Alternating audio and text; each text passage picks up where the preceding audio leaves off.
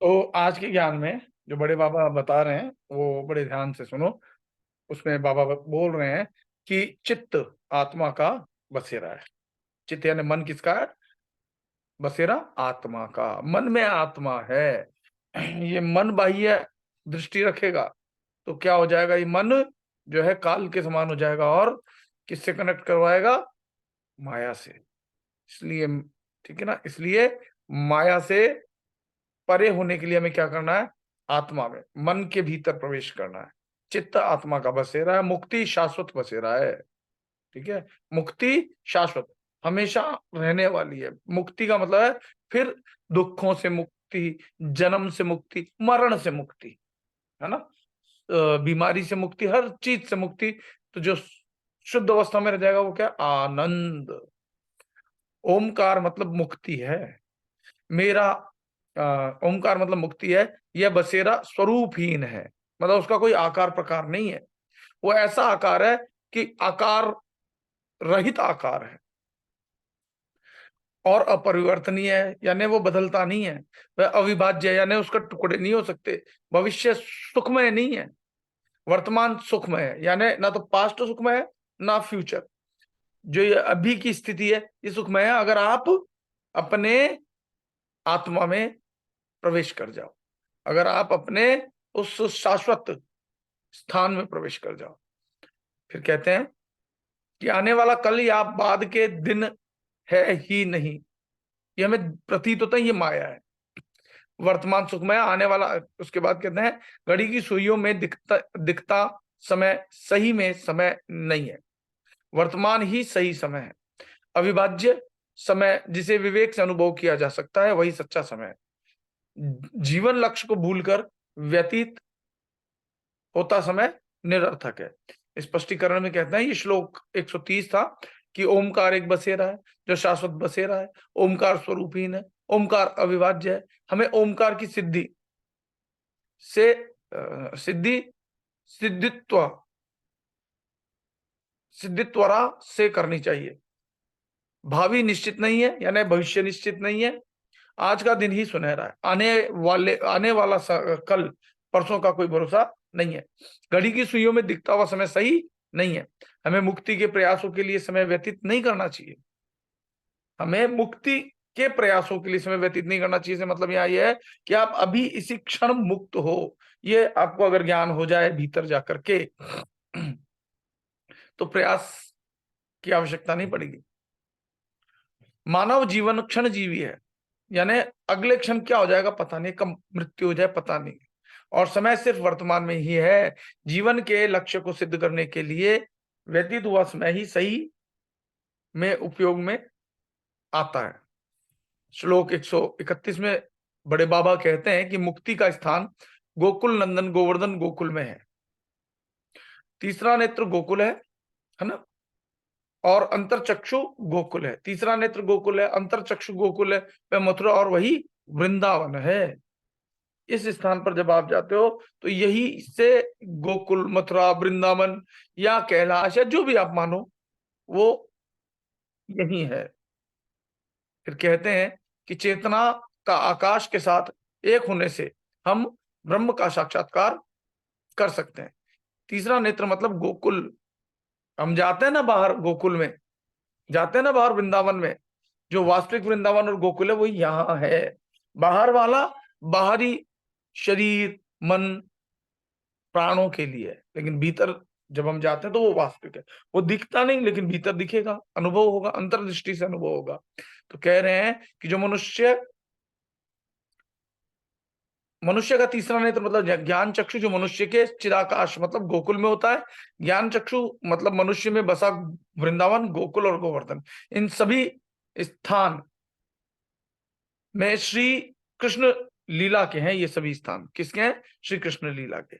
मनुष्य अपने ज्ञान चक्षु के साथ ऐक्य का अनुभव करने से श्री कृष्ण की लीलाओं का अनुभव अन्य तीर्थ स्थानों की मुलाकात किए बगैर अपने चिदाकाश में अनुभव कर सकता है। 132 में बाबा कहते हैं, बड़े बाबा, कि चित्त में सर्वव्यापक ईश्वर के दर्शन करें। जो आपके चित्त या मन के भीतर जो है ना, वो ईश्वर सर्वव्यापक है, हर जगह है। उसके दर्शन के करें, उसे हृदयाकाश में ढूंढे। ये हृदयाकाश भी यहीं से तो है, हृदय की गुफा से होते हुए आपको जाना होगा। इस उसका सही अर्थ में दर्शन हृदयाकाश में कीजिए। उसका साक्षात्कार करने से शाश्वत सुख का आनंद मिलेगा। ईश्वर सर्वोत्तम सुख है और वही सर्वोत्तम सुख है। आपके चिदाकाश में ब्रह्मांड को नियंत्रित करने वाली उस शक्ति का विकास कीजिए। कैसे विकास होगा? आप जब बार बार उससे कनेक्ट होगे, ध्यान लगाओगे और एकाकार हो जाता है। विकास कीजिए जिससे कि एकाकार हो जाता है। इसलिए ही सारे सृष्टि ब्रह्मांड आप में है और आपके चिदाकाश हृदयाकाश में है। आपका चिदाकाश और हृदय, यहां से मार्ग जा रहा है हृदयाकाश से चिदाकाश तक का, हृदय से हृदयाकाश और चिदाकाश का मार्ग यहीं से है। श्लोक 133 में बड़े बाबा कहते हैं कि ओमकार का साक्षात्कार मतलब चिदाकाश में से जगत की इच्छाओं का नाश। ठीक है ना? यानी जो सांसारिक इच्छाएं वो समाप्त हो जाए। ओमकार का साक्षात्कार मतलब मन का नाश। जब मान अपमान मनुष्य के लिए एक समान हो जाते हैं तब आनंद की अनुभूति करते हैं, शाश्वत आनंद का अनुभव प्राप्त करता है जो कि सच्चा आनंद है। उसके बाद जो अनुभव प्राप्त होता है उसका सिर्फ आनंद रहता है और सिर्फ आनंद रहता है। स्पष्टीकरण में कहते हैं जब ओमकार का साक्षात्कार होता है तब समग्र बाह्य विश्व आभास परछाई जैसा है। बाह्य विश्व उसका महत्व खो देता है। तब एक ही सत्य बाकी रहता है, वह है सर्वोत्तम ब्रह्म। जब ओमकार का साक्षात्कार होता है तब मनुष्य का मन ओमकार में विलीन हो जाता है और वह ओमकारमय हो जाता है। वह अपना स्वतंत्र अस्तित्व खो देता है। मानवी तब शाश्वत आनंद, अनंत आनंद का अनुभव प्राप्त करता है और तभी संभव होता है जब व्यक्ति की मान अपमान की संवेदनाएं नष्ट हो जाती हैं। परम सुख की अनुभूति तभी हो सकती है जब अच्छी बुरी संवेदनाएं नष्ट हो जाती हैं। द्वैत का भाव व्यक्ति में संपूर्ण नष्ट हो जाना चाहिए। जब मन का द्वैत भाव पूर्ण रूप से नष्ट हो जाए तब शुद्ध आनंद की अनुभूति होती है। यानी जगत मिथ्या ब्रह्म सत्य, ये जो शंकराचार्य जी ने कहा है, अब बिल्कुल सही प्रतीत हो रहा है ना। आप लोग जैसे जैसे भीतर जा रहे हो, आंख खोलेंगे वापस संसार आएगा, इच्छाएं भी होंगी, लोगों से अपेक्षाएं भी बढ़ेंगी। हमें बाहर जितना हो सके जगत से कम व्यवहार और भीतर अपने चिदाकाश में अपने को जुड़ना है। 134वां श्लोक लेते हैं जिसमें कहते हैं बड़े बाबा कि शिव काशी से आते हैं। हृदयाकाश मतलब काशी। फिर समझ लो, देखो जितने भी स्थान है ना, अगर आप कृष्ण भक्त हो तो आपके लिए गोकुल है, गोवर्धन है, वृंदावन है। अगर आप शिव भक्त हो तो काशी है, कैलाश है। अगर आप मुस्लिम भी हो, अगर मुस्लिम भी यहाँ साधना करना चाहें, कोई इनकार नहीं है। ये सबके लिए, उनके लिए काबा और मक्का मदीना इसी द्वार से होके जाता है। बाहर वाला जो काशी काबा है वो संकेत है, बस सांकेतिक है। या कोई और भी धर्म ग्रंथ में अगर कोई स्थान बताया तो वो यही है वास्तव में। ठीक है ना? तो कहते हैं कि हृदयाकाश मतलब काशी, मन अर्थात काशी, सब काशी ही है। शाश्वत आत्मा काशी है, काशी चित्त में है। 10 नाद शाश्वत है। जो नाद 10 गूंज रहे हैं ना, वो 10 नाद भी एक हो जाएंगे, ये मैं बता देता हूं। तो ये 10 नाद शाश्वत हैं। सूक्ष्म काशी मतलब निर्विकल्प काशी। हरिद्वार मतलब शरीर के 9 द्वार, वही हृदयाकाश है। ठीक है ना? अब देखो यहाँ हरिद्वार को उन्होंने 9 द्वार क्यों बताया, ये समझो। क्योंकि पहले कहा गया है कि जो संत होते हैं, जो अवधूत होते हैं, जो सिद्ध होते हैं, वो लोग किस शब्द का कैसे उदाहरण, किस प्रयोजन में उसको इस्तेमाल कर रहे होते हैं, समझना है। जब उन्होंने ऊपर हरि को अगर माया कहा है तो यहाँ हरिद्वार 9 द्वार, नीचे माया के हो गए। समझ में आ रही है बात? तो यहाँ काशी मतलब हृदयाकाश, चिदाकाश। आत्मा मतलब मनुष्य में बसे शिव, और काशी ही मानवीय दिमाग है। ऊपर हमारा चल रहा था काशी चित्त में 10 नाद।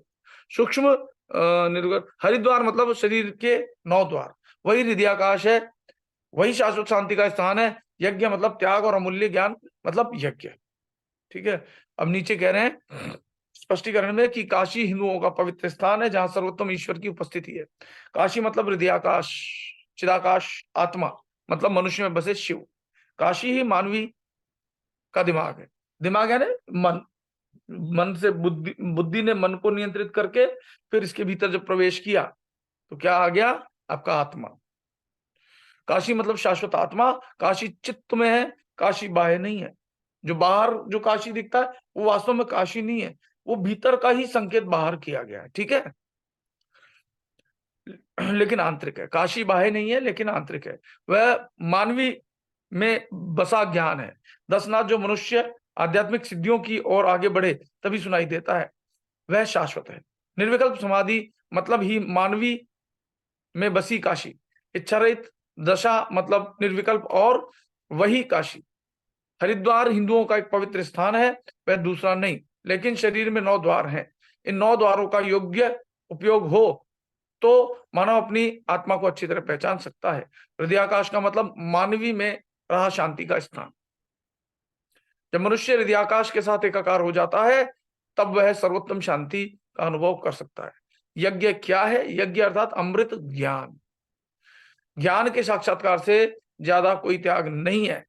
मतलब ईश्वर के साक्षात्कार से बड़ा कोई साक्षात्कार से ज्यादा बड़ा कोई यज्ञ नहीं है। इस बात को आप समझो, इस बात का आप अभ्यास करो। हमेशा याद रहे मैं आत्मा हूं। आप परमात्मा का अंश कहते हैं ना, अंश इसलिए कहते हैं क्योंकि आप भटक गए हो, यानी आपकी चेतना जब नीचे चली गई, मन के आप जाल में फंस करके, और मन को भी कहाँ ले गए? संसार में, तो आप फंस गए। और अगर आप जो है मन को समेट करके बुद्धि के माध्यम से और अपने आत्मा से जुड़ जाओगे, हृदयाकाश में प्रवेश कर जाओगे, तो आप मुक्त हो जाओगे। तो आज के ज्ञान में इतना ही, शाम को हम और करेंगे। तो एक ही निवेदन है मेरा, 2 चैनल हो गए हैं, दोनों चैनल पर जो है आप लोगों को शेयर किया करो, देखा करो। आपका ज्ञान तो बढ़ेगा ही, लेकिन आप दूसरों की सहायता करोगे उनको आगे बढ़ने में, उनके जीवन में सुख उत्पन्न करने में, तो आपके जीवन में सबसे पहले सुख उत्पन्न होगा, ठीक है। तो शायद मधु जी को जुकाम बहुत ज्यादा हो रहा है, ऐसा मुझे लग रहा है ना? हाँ, तो कोई बात नहीं, ध्यान रखो, मौसम बदलता हुआ है। ऐसे मौसम में आदमी बार बार ऐसे कपड़े उतार के रख देता है, और फिर वो चीज क्योंकि धीरे धीरे ही सब कुछ होगा, तो थोड़ा सा ध्यान रखो, है ना। चलिए, और साधना करोगे तो वो भी नहीं होगा। साधना रेगुलर हो, अपने आत्मा से जुड़े। आंखें बंद कर लो, कमर सीधी, गर्दन सीधी। अब मैं रिकॉर्डिंग रोक रहा हूं और साधना हम करते हैं। जिसको रेगुलर साधना करनी होगी वो मुझसे संपर्क कर सकता है, डिस्क्रिप्शन बॉक्स में सारी डिटेल दी हुई होती है। तो जय नित्यानंद।